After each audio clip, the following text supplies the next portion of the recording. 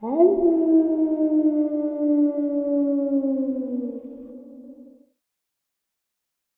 greetings and salutations, everyone. I do hope everyone is still doing well, and welcome to Saturday's upload.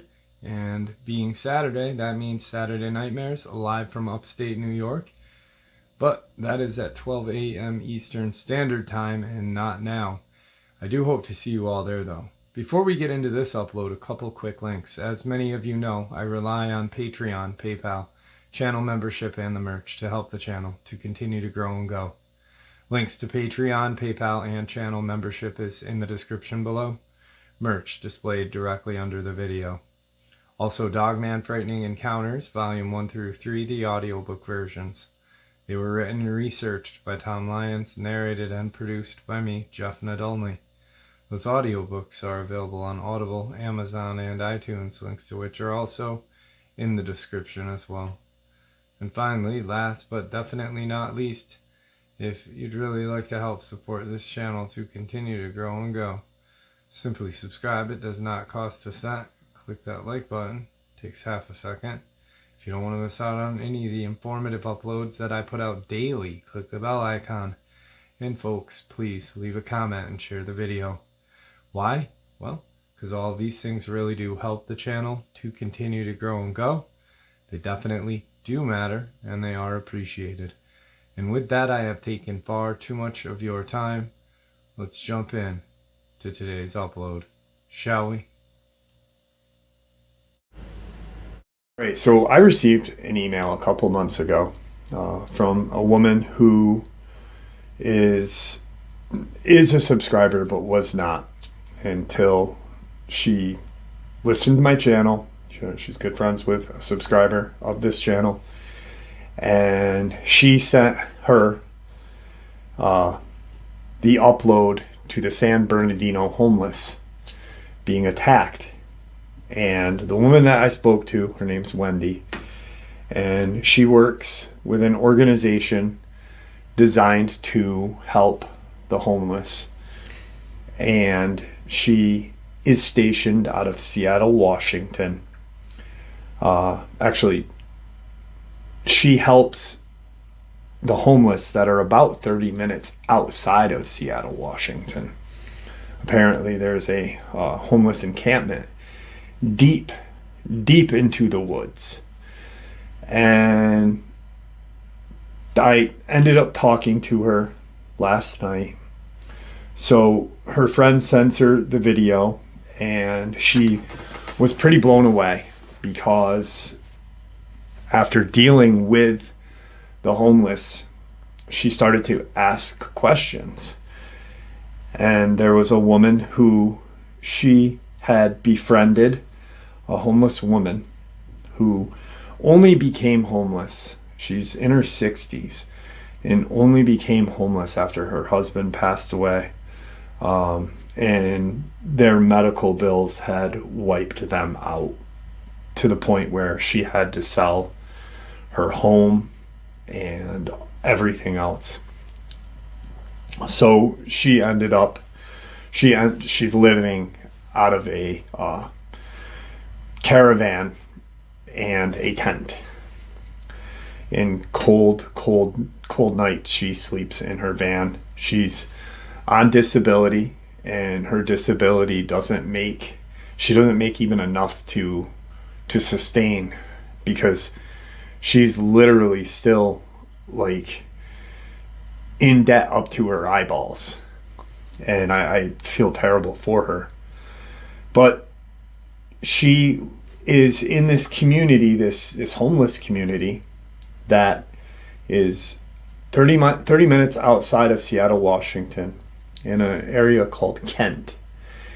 And prior to 2024 summer of, she had parked her van on a road called Green River Road. And I guess how Wendy explained it to me, there was RVs parked along this road, and there were actually tiers of people living. There was like, road level, then a level up. And in the summer of 2024, the local government kind of put a crackdown to it. And it wasn't just because they were sick of dealing with the homeless population being there. It was actually because of the criminal element that had been attracted to that area. There were people stealing like cars and RVs and selling drugs and human trafficking and all of this crazy shit in the midst of a homeless encampment, because the criminal element said, who's going to look here? You know? So they took advantage of that. 2024 summer of, government comes in, local government kicks everyone out. And what the population did was they just went deep into the woods. And I'm assuming some of the criminal element may have went with them, but you know, if you are of that element, you're not going to live in the woods. You're going to go elsewhere and seek other places to take advantage of. So with this very large homeless population, we're talking hundreds, up to possibly 1,000 people homeless in these encampments, living very deep in the mountains and woods of Kent.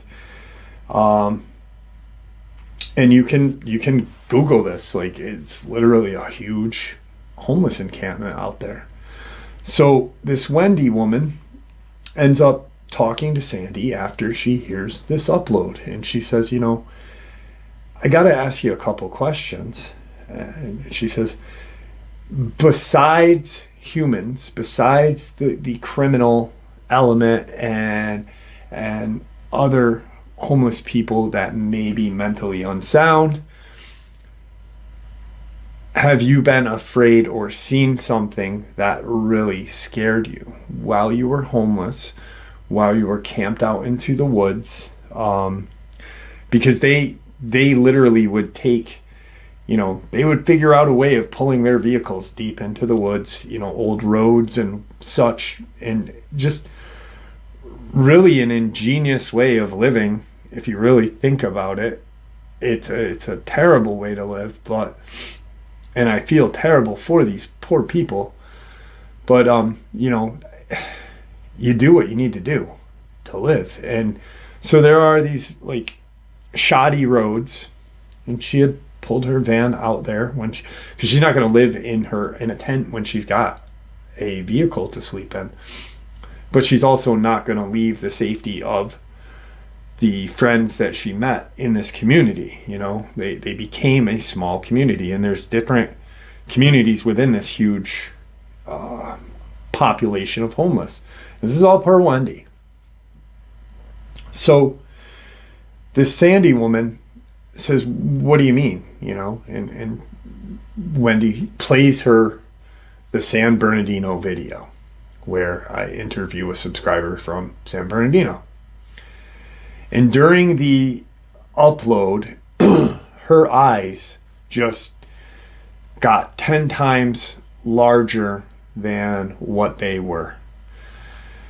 And she says to Wendy, I know exactly what this guy is talking about.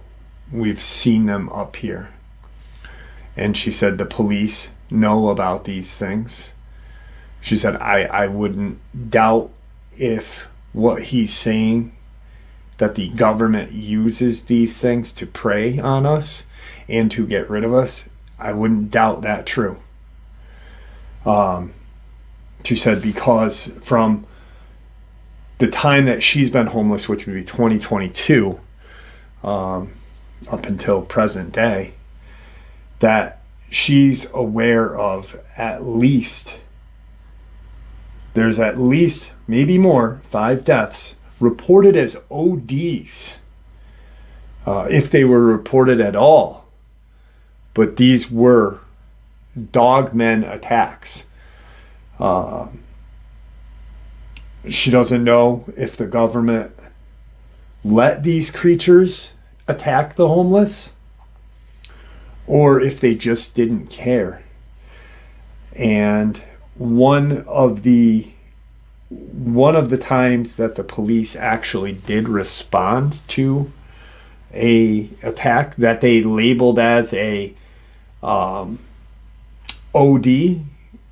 there were a group of police officers, and there was a strange looking tall man, a singular man with the police officers in a suit. His skin was very pale. He didn't wear a cap or anything or a hat. He had, combed hair, and he wore sunglasses, but he was very tall and very pale, which is common in Seattle, she said. It is common, but there's just something off about him. And her exact words were, he was a strange-looking bird. So that day, she had witnessed the police come in, and this just really strange guy look around. He didn't talk to anybody, nor did the police. They just came in, got the body, looked around, and kind of covered things up. There were some tracks that were in and around the area, and the police covered them up.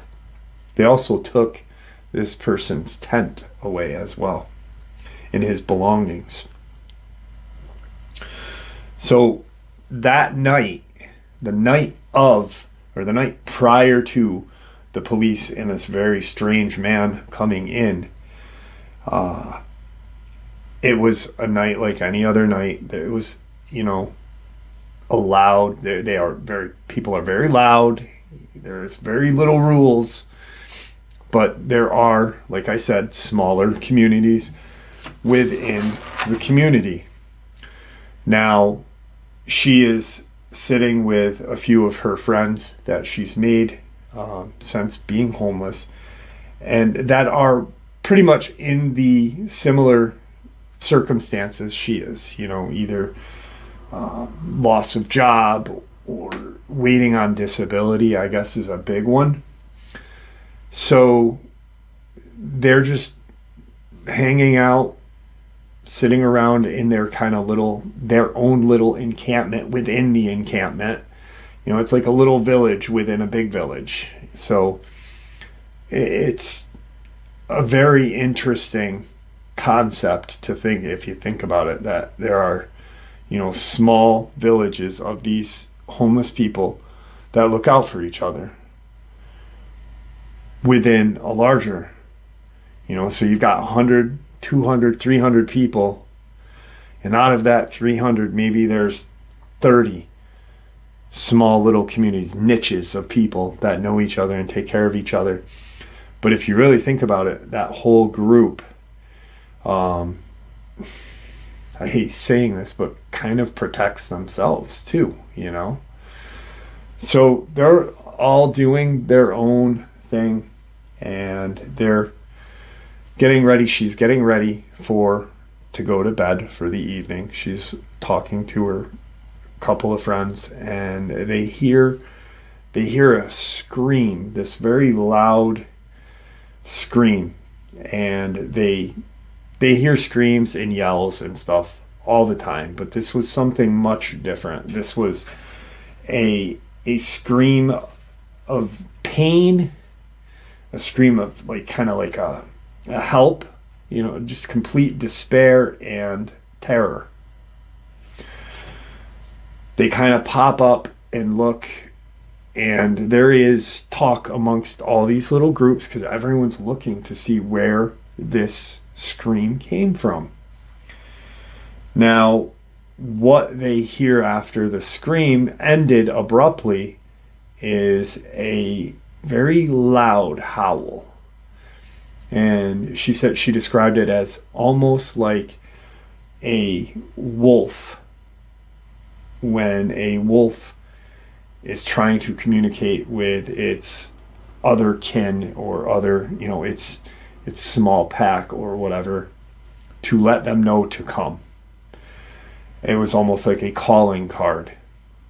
And it was super close, like within this encampment.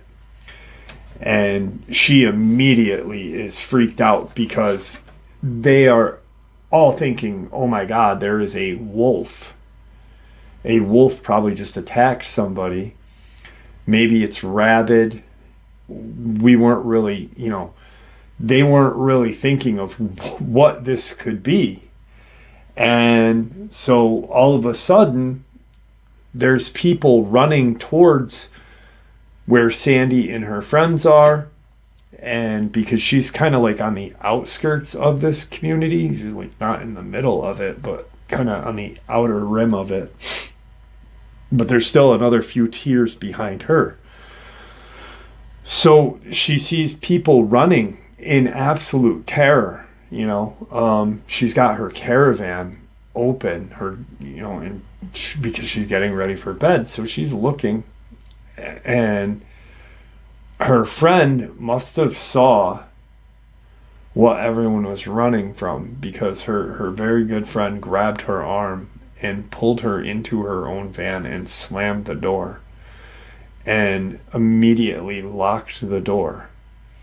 There are people, we're not talking hundreds of people, maybe 15, 20, 30 people, enough to notice though, running past the van. And they're all these two women who are in their 60s, Sandy is in her 60s and her friend is as well, are looking at this commotion. And what they see, and there's all these little kind of campfires and propane cookers all around, so that it is light. Even though it's dark, it's still got some light pollution there. And they see this large bipedal Dogman, essentially. But people who are not in the field of cryptozoology don't know that term. If you are not researching, or you don't read or listen to experiences, or don't watch movies or shows or anything, you're not going to hear the term Dogman. You immediately think werewolf though, don't you? So that's the immediate thought. And Sandy looks at her friend and says, holy shit, is that a werewolf? And this is Wendy sharing Sandy's experience with me. I wish I had the opportunity to speak to Sandy, but maybe someday. So Wendy then says, Sandy's like, holy shit, that's a werewolf. And her friend is like, where? I don't see it anymore, but I did see it, and it was huge.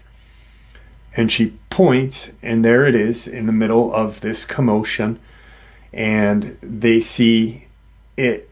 There's people running by it, away from it, and she witnesses another person, or the initial person she doesn't know, a person just get like flung, and then it jumps onto that person. So it grabbed the person and kind of flung this person and jumped on him.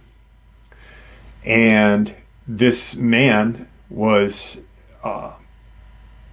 he was an addict, and not a very nice person, but not a criminal. He was an addict. He was an alcoholic addict. He was very mean, very poor disposition, but he was not a criminal. He just tended to stick to himself and just be an asshole to people, I guess, So, because even Wendy said, I had dealings with this guy, and he was not an addict, or he was an addict. He was an alcoholic, but he wasn't a criminal.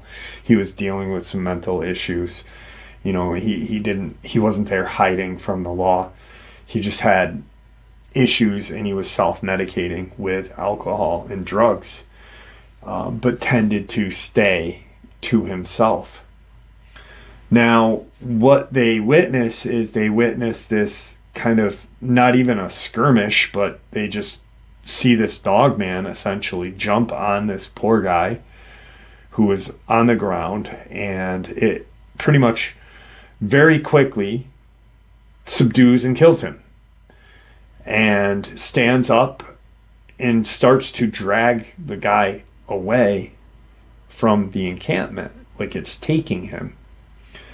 And a few of the, I guess, people in charge of, because like I said, they police themselves. It's a community within, it's communities within communities. So there's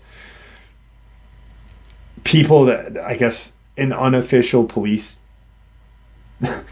I hate saying it like that because it probably sounds stupid, but Wendy explained it to me so much better that, within these communities, there are people, these are good people.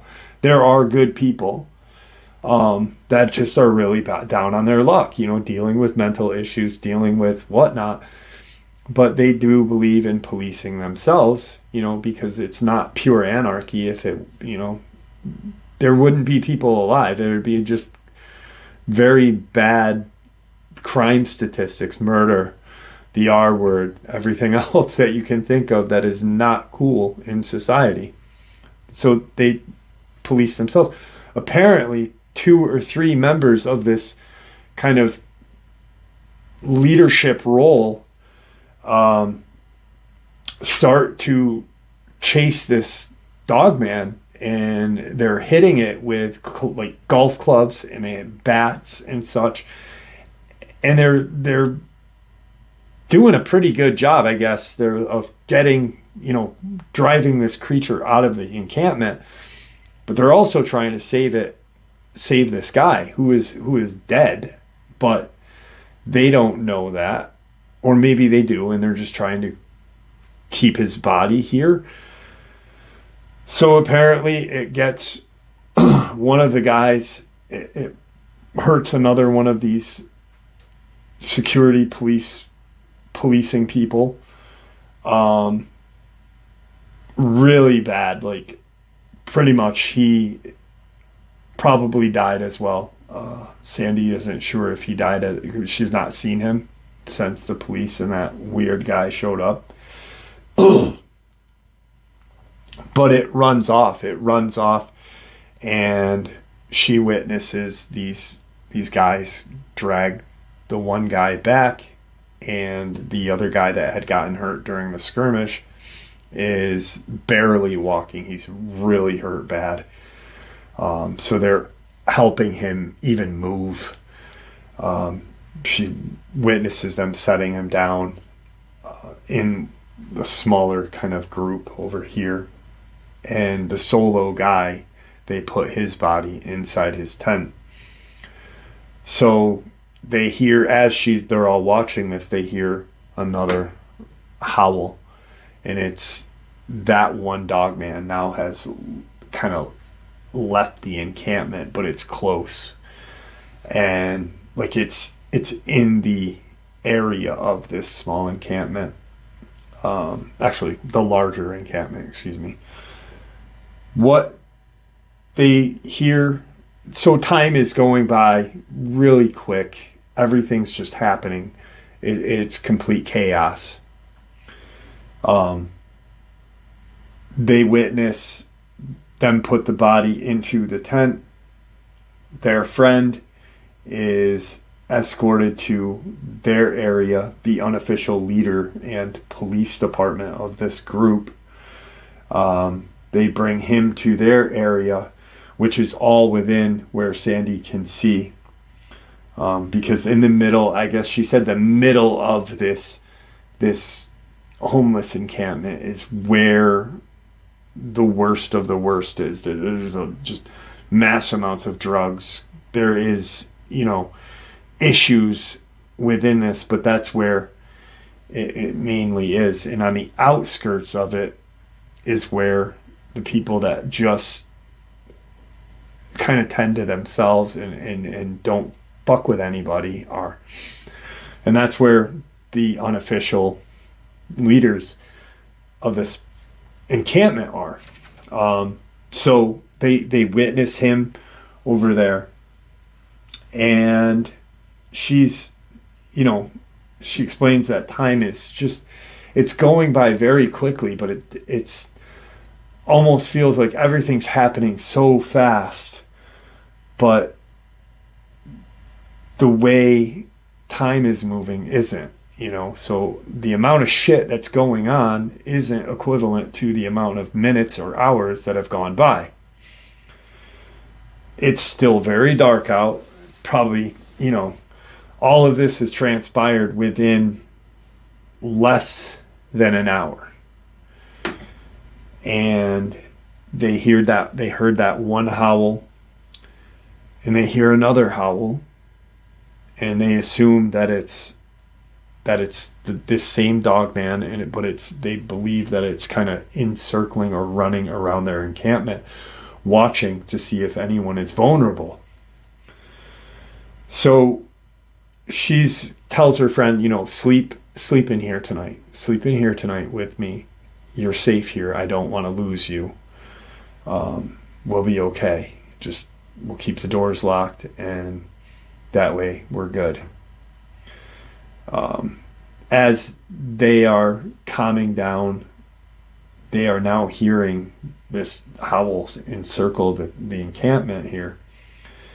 But they are now hearing like one over here and one over here, very in rapid succession. So they know it's not one just running around real quick. It's because there'd be no way. It's a howl, a howl, a howl, a howl, just sporadically around this area. And that's it. They don't hear any more howls. They don't hear anything. And everything kind of quiets down about an hour, 2 hours later. And the last thing she remembers is she peeked out of her window and she saw some of the unofficial leader people looking in on the guy that was in his tent, the kind of lone wolf, no pun intended, guy that, had alcohol and drug addiction, but was medicating himself with that. They see him, check on him, and they watch them walk back to their little encampment. And she ends up falling asleep. She said, I don't know how I fell asleep, but I think it was the adrenaline rush just kind of wore off really quick. Being 60-something years old, you get a dump of adrenaline, you're going to crash at that age. She goes to bed, and her friend also goes to bed. They wake up in the morning, and they both kind of look at each other like, did last night really happen? Do you remember that? Yes, it really happened. They open their caravan door, and immediately they look at that tent where that poor guy had been placed. And sure enough, they can see his feet inside of his tent, but they can see that he's there. And she gets out. They have another kind of little smaller tent next to them. And then the woman who stayed in her van, her tent is off to the side of this tent. And the smaller tent, I guess, is where they cook and they do stuff. But they keep their supplies and anything of value in Sandy's van. So they get out and they start their little kind of Coleman stove to make coffee, instant coffee. And as they're getting ready for the morning, having their coffee, that's when the law enforcement show up. And there's a few homeless people that start running into the woods to get away because they don't, they probably had drugs on them or maybe warrants or whatever. But the police come in and they are seen talking to the unofficial leaders of this homeless community. They see that two guys go over and look at the tent where the guy had been. And they can see that they're also checking on the other guy who had been hurt during the skirmish of all, where they were hitting it with golf clubs and bats and whatever they could get their hands on. But they realized that this poor guy also passed away. They wrapped him in his sleeping bag, and kind of like a makeshift body bag. They didn't do it for this guy, but they at least put him in his tent. So Sandy then tells Wendy, that's about all I know. I witnessed, that night was absolutely horrific. And there were 3 people that had been taken out of there in body bags. She doesn't know who the third was. She's assuming that it was the initial scream that they heard. And then this guy and the guy that was part of the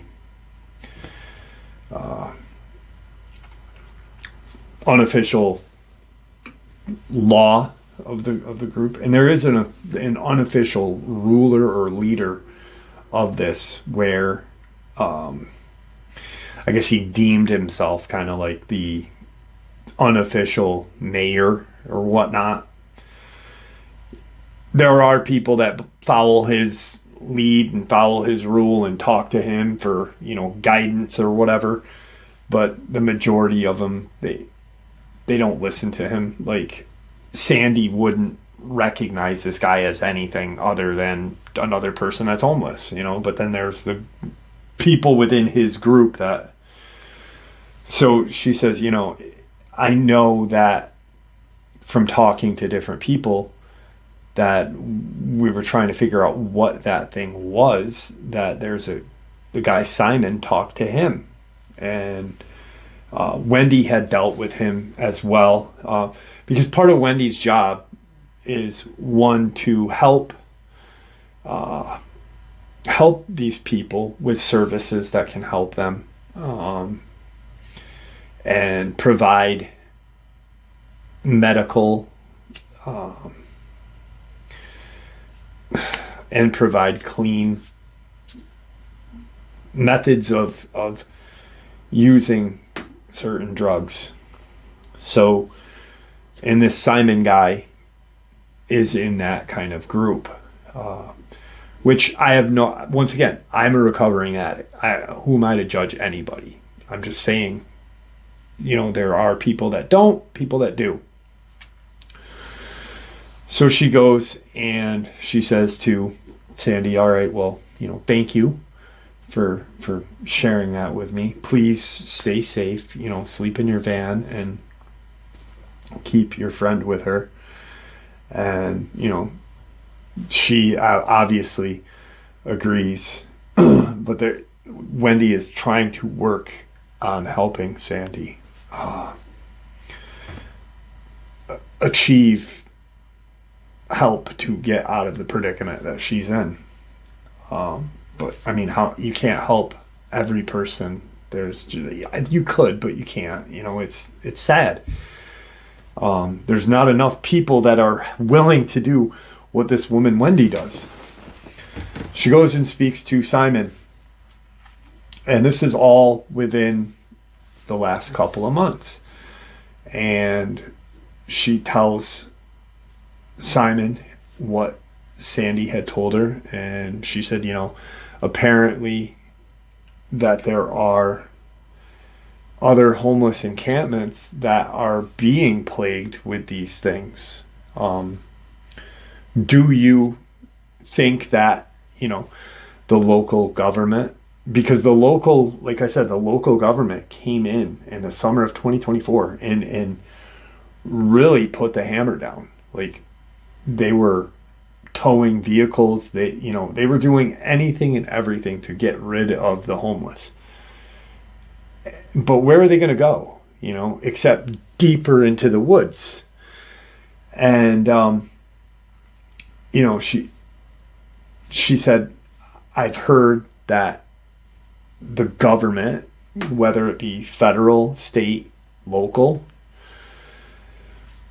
more or less it'd be the federal, are using these creatures to control the population of the homeless. Have you had any run-ins? Because Sandy or she remained anonymous, but said that, you were someone to talk to because apparently you've had contact with these things. And he said, other than that one night, the only other contact that I have had is that we have witnessed them sitting on the outskirts of our encampment. And we've watched these eyes watch us. And they get close, and then someone will throw something. Someone will. They do have. There are firearms there. I mean, unfortunately, there are criminals, but there are people that had a life and probably didn't get rid of their firearm, but they've taken shots at these creatures to fend them off, I guess. And he says about a week or two after that attack happened, and I guess they've never came in after that. For some reason, they've never came in, and it was that one. It was a sole Dogman that came in and did that. But they will stay just beyond the outskirts of our encampment, and they will move periodically, and if someone's caught off guard, they may go missing. Now, what Simon had told Wendy is that he had two guys that he was really close with that worked to keep the law.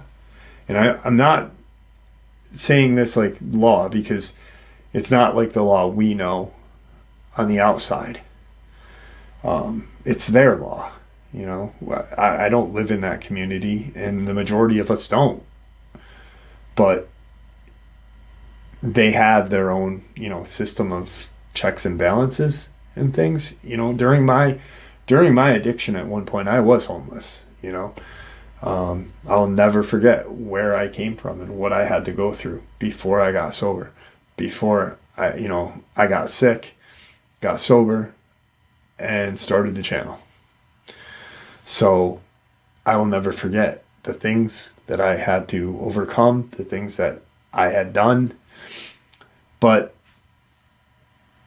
as he's, telling her this, there's a few people that he's close with that had, were going to go out of this encampment at night, maybe to go into town, which once again is 30 minutes outside of this, and whatnot, pick up supplies, maybe meet up and get a hookup or whatever, drugs, and never come back, and are never seen again. Like, just go out as they're walking out of the woods, and they're deep in, so it's going to take them a while to get out. And, day, night, as deep as they are, they're very vulnerable. He's found, body parts where he had called law enforcement. Hey, we found someone's boot with a part of leg attached.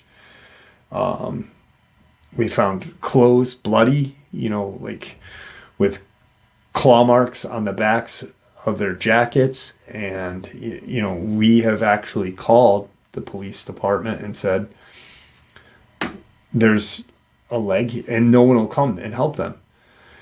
But he said that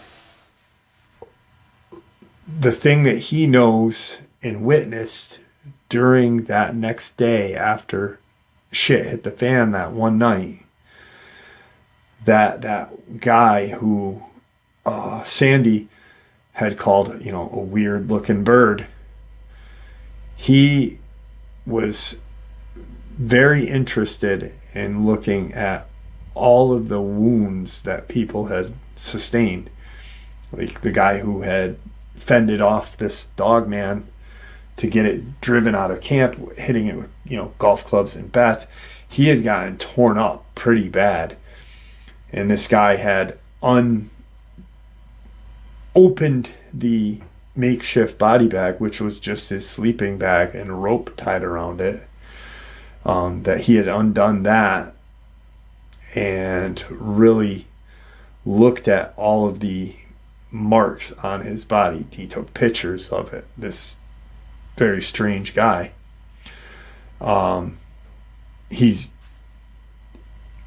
When he walked over to the other guy they had put in their tent, he studied him. It was just very weird.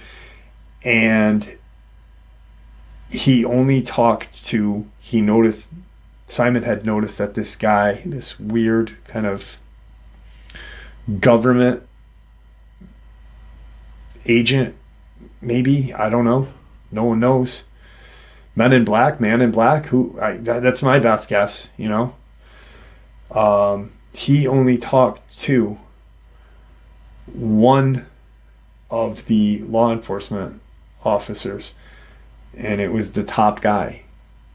So Simon had witnessed this very strange man in black, or man in the government suit, looking at these bodies, and just, a police officer who didn't have any pull, wasn't the boss, he'd see him asking this guy a question, and this guy just ignored them. He wouldn't even talk to the subordinate people to him or their boss. He dealt only with, and he said that when they moved the body of the guy that was in his sleeping bag, when the guy in that suit went to open that, he had picked the sleeping bag just, like this, like it was no weight at all. And the guy that had fended off this Dogman that ended up losing his life wasn't a small guy. He wasn't like 100 pounds. He was close to 2 something, a very big guy. Apparently this guy was big, muscular, but fat as well, I guess. Picked it up just like it was nothing. Moved it so he could open it in a little better of a view and have more room around him so he could look, take pictures, take notes. He went over to the tent where the guy had been killed, Dogman had jumped on him. He grabbed him and pulled him out by his legs like it was no problem. He said this guy had the strength of maybe 2, 3, 4 men. It was unbelievable, because when Simon and his team of the homeless encampment law, when they had kind of dressed him in the sleeping bag, it took 2 to 3 guys to move him. And this one guy just went boop, like it was no problem. Fascinated with all the wounds and an immense amount of strength. So Wendy's next question to Simon was, do you think that the government released these creatures to control the population of this homeless encampment, or do you think it's something else? And he thought about it for a second, and he came up to the conclusion that it was definitely something else. This guy was not, he was working with the government or working with law enforcement, but he was on his own kind of mission. And so his answer essentially is that this guy works for the government, but he does not believe that the government used these creatures to lower the population. But then when Wendy started to share a little bit of things that Sandy had seen and a couple of her ideas, is when he said that's when he said, well, maybe then that makes more sense because of how this guy documented everything. You know, the three people were wiped out within less than 30 minutes from the time the initial scream to watching the Dogman run in that first howl after was about 30 minutes. But the rest of the night just dragged on, and it was just commotion and people like sobbing and yelling. And he said, well, maybe it was a government kind of thing, you know, but we didn't see any kind of vehicles dropping these things off. We didn't see them, you know, act any other way, because if they were by the government, he said, I think they would just come in and wipe us out, because they definitely could. You know, with the amount of eyes that he had seen that a couple days afterward, he said there was at least 10, maybe more. But there were 10 of those. If one could do that damage to those people in that short of time, what could 10 do? And so essentially, I don't know. I think quite possibly the government, if you really think about it, and I said this to Wendy, I said, you know, well, it makes sense that quite possibly the government did use these things to control the population because, you know, they came in the summer and just cleared house. You know, so what would it be to them to use these creatures essentially to drive you deeper into the woods, or to just wipe you all out? And it would be nothing for these creatures to do that. And what was this guy, you know? Some sort of man in black, some sort of hybrid human created somewhere, who knows? But being very extremely tall and extremely strong for his build only says, you know, supernatural high strangeness to me.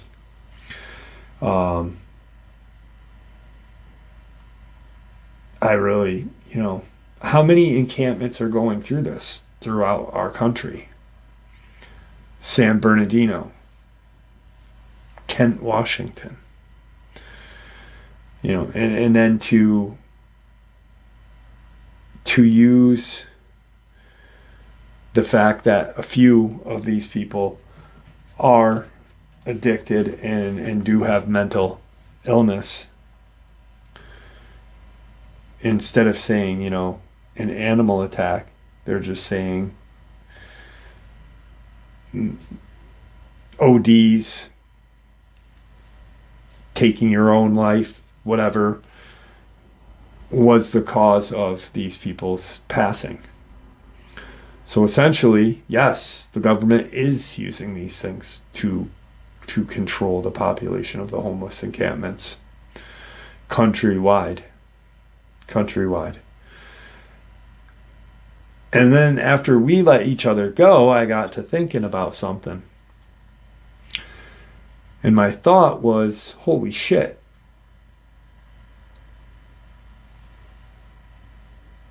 The Border Patrol agent from Texas mentioned 2 guys that resembled this one guy at this encampment. But he also said that Dogman, when it came in, it had a mission of taking out the illegals coming over through and wiping them out. I really believe that, just like the Border Patrol agent thinks that they did use that one creature to take out a small group of illegal immigrants coming in. And then to see the two. And it just immediately, I was like, holy shit. They are using these things very quietly to achieve something, achieve either control, whatever. But why is the fact of, why are you going to release these creatures on people who don't deserve it? People that are down on their luck. People that are, it's a tragic thing to think about, If they're willing to use that one Dogman in Texas to take out a family, many families, kids, adults, old people, and the only reason why it stopped was because they had taken a shot at it and hit it.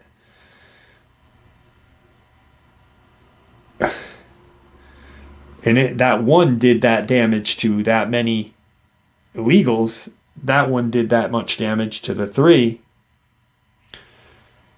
What is a group of 10? What is a group of 20 going to do?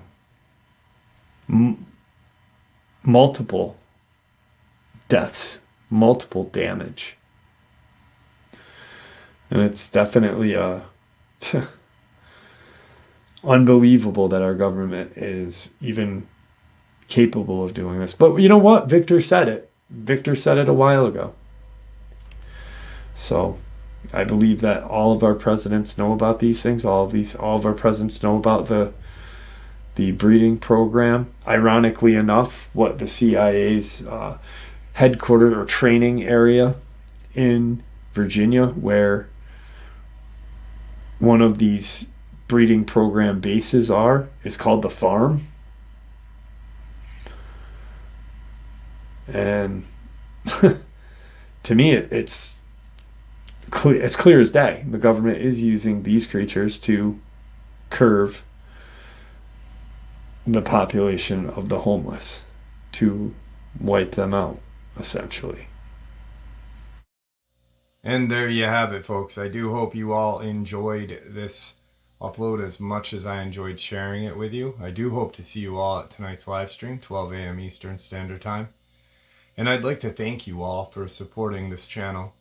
It is, after all, your support that helps the channel to continue to grow and go, and what gives us all a place and a chance to share our experiences and theories judgment-free.